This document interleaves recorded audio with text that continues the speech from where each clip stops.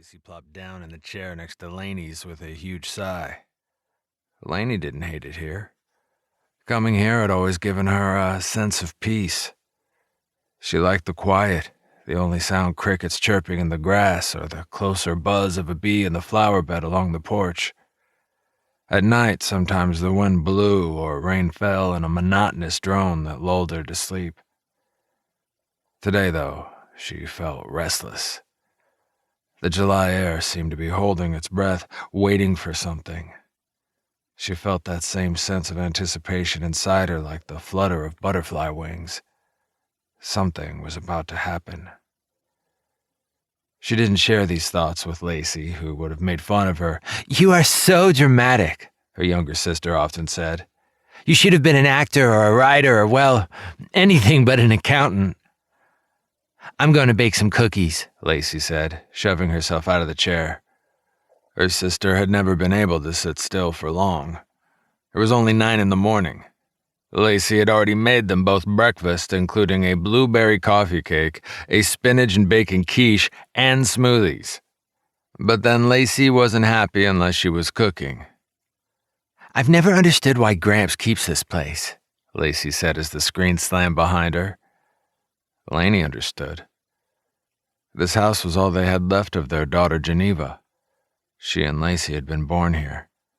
That was before their father had been killed in a car accident between here and the small Montana town of Whitehorse to the north.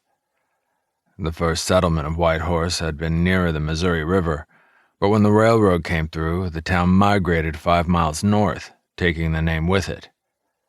The original settlement of Whitehorse was now little more than a ghost town, except for a handful of ranches and a few of the original remaining buildings. It was locally referred to as Old Town. Old Town Whitehorse had once been the home of horse thieves who'd been either hanged or forced out by the early settlers.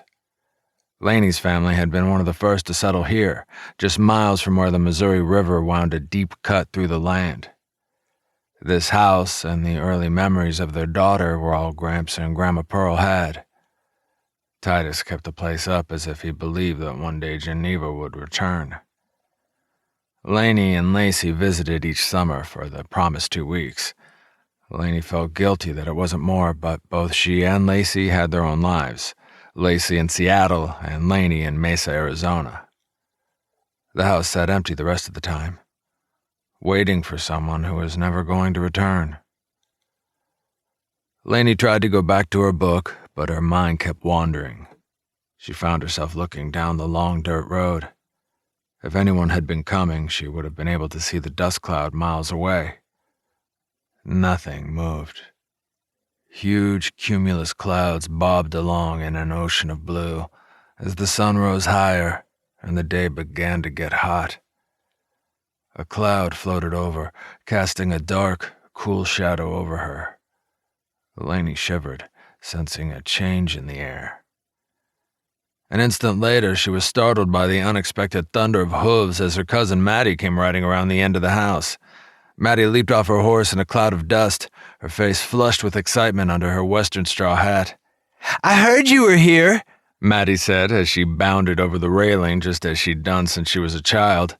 "Mother's coming by later, but I couldn't wait so I rode over," she said as she gave Laney a hug. "Got in last night." Laney smiled in spite of herself as she looked at her cousin. Now 19, Maddie hadn't changed that much from the gangly, freckle-faced girl she'd been.